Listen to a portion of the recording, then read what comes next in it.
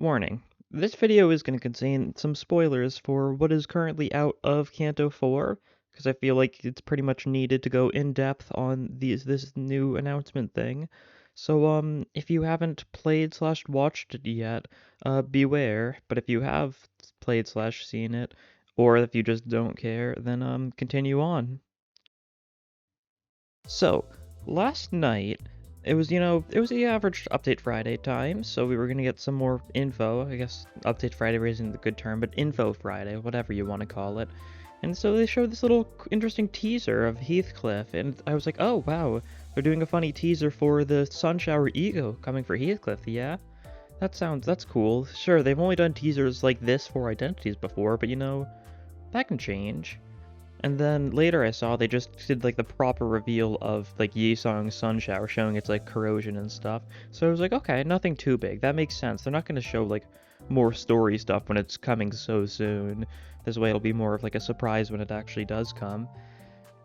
And then I wake up this morning and I see that they've posted a little interesting video. Limbus 컴퍼니. 그래. 나도 반갑고. 혹시 남는 나사 있나? 그렇지. 시동 걸어볼까? 저리 가라. 괜히 와서 들쑤시지 마.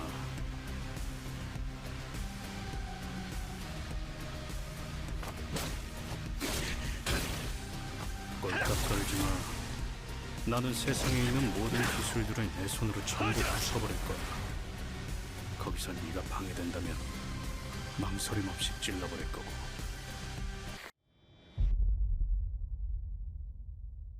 And in this video, it shows that we're getting a new extraction next week for 2-star Rose Spanner Gregor, and this 3-star Sunshower E.G.O-Identity for Heathcliff. Now it says it's Technology Liberation Alliance, but it also says, but that's like the affiliation, but the actual, it's called Lobotomy E.G.O Sunshower Heathcliff in the very bottom left here.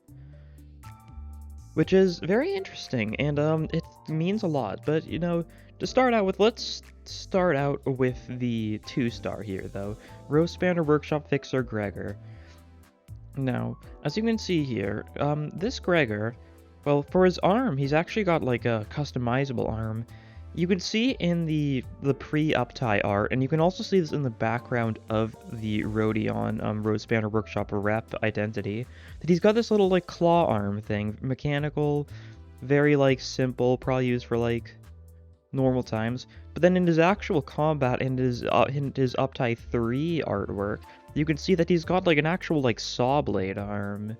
So he's definitely got some way of like changing it around.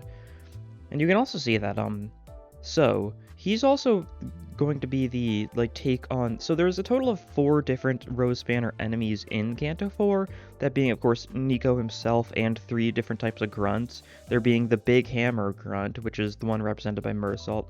There's one that has a small hammer and a small axe, and then there's one that's got like a chainsaw sword. So this Gregor seems to be a representation of that chainsaw sword guy.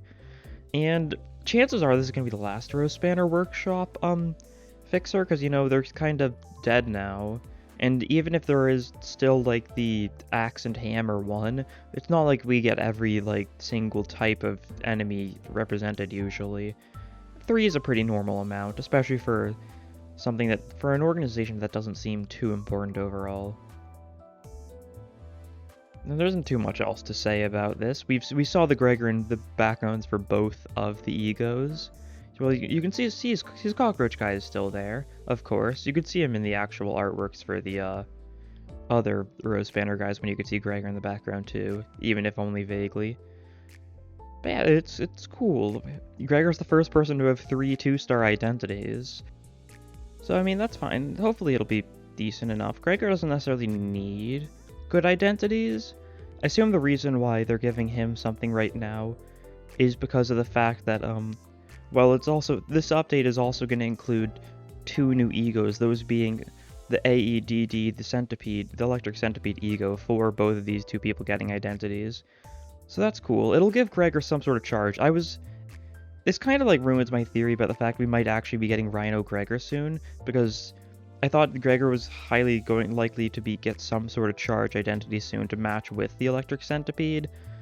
Although it seems like this is going to be that charge identity. It's probably going to be charged less tremor stuff. It fits well enough. But I think that's enough talking about the 2-star. Let's move on to the big boy here. Technology Liberation Alliance, Lobotomy E.G.O, Sunshower, Heathcliff. So this is most likely similar to that of the one guy who goes unnamed in Canto 4. He's worked with the Technology Liberation Alliance. You see him with Ron for the first time, and he's kind of like very shadowy. He seems to be in power of some sort, although he kind of very like shy, I guess. Didn't speak a lot. So it seems like Heathcliff might be an identity of that guy. And what's interesting here, of course, I can't look over this, I haven't mentioned enough, but he's got E.G.O as an identity. Now, what does this mean? Well, this probably means the Technology Liberation Alliance must have gotten E.G.O from one of the branches, the Sunshower E.G.O here, and so they're actually like fighting with it.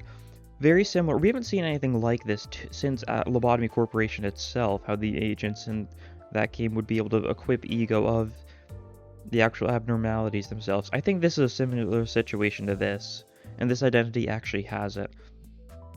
Now, this definitely does like open a lot of interesting things. It's definitely going to be interesting to see what the rest of Canto 4 is going to have in store, because we're going to have to fight someone using E.G.O, it would seem. It's not going to be their own E.G.O, it's going to be extracted E.G.O, of course, but still, it's going to be the first time we've actually like seen enemies using E.G.O proper in Limbus. The actual attacks itself, I mean, they're definitely pretty cool. It's got stuff like using the umbrella, opening it. And it's just very interesting. I was not expecting an identity E.G.O. This also does mean I want to take a minute and look at the other two quote-unquote E.G.Os we saw at the same time as this, because there's a decent chance they weren't E.G.Os after all. Now, looking at the So That No One Will Cry Sinclair, we don't know enough to say for sure. I think there's a decent chance this still does end up being an E.G.O. It's really hard to say, though. Sinclair doesn't have any other E.G.Os on the battle pass, so it's very possible they're just going to have him get one random one there. We haven't seen anything that could be, like, alluding to the So That No One Will Cry E.G.O's the thing. But for the Ishmael one, this one actually may be very noteworthy. So we thought this was Fairy Gentleman E.G.O, but I'm starting to reconsider the fact that this might be something entirely different. Now, in the actual Canto 4 itself, there's a part where Ishmael gets injected with one of these quote-unquote decay ampules from one of the K-Corp drones, and she melts, and it's like into like this goopy like green thing that looks an awful lot like that of what we thought was the Fairy Gentleman E.G.O. So it's very possible that this is going to end up being some sort of identity, or it might be some sort of K-Corp identity. Something similar to like in the Refraction Railway, you could see those like guys who were kind of like overcharging with the K-Corp Singularity and were like melty with all the green goop. It very well still could just be E.G.O, but I still think it's something interesting to consider. Overall, this is just like a random like little announcement thing they did, but it's very cool. Like, it seems out of nowhere. It's the kind of thing you really think they wouldn't actually like show us until afterwards. The fact that we're gonna be going into the next part knowing there's gonna be a guy using E.G.O from the actual Lobotomy Corporation itself, and it's gonna be Sunshower too. Definitely makes me think that there's a decent chance we'll see the Stray Fox itself, similar to... I think we're gonna see the Electric Centipede itself and the Stray Fox itself in Canto 4. Since it seems like the Electric Centipede has been caged somehow, so there's a decent chance it's been captured by the actual, whoops.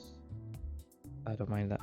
The Technology Liberation Alliance itself somehow, or maybe by K-Corp. We still don't know how the actual Brazen Bull Abno got out in the first place. Guess it's just something to be considering about in the future.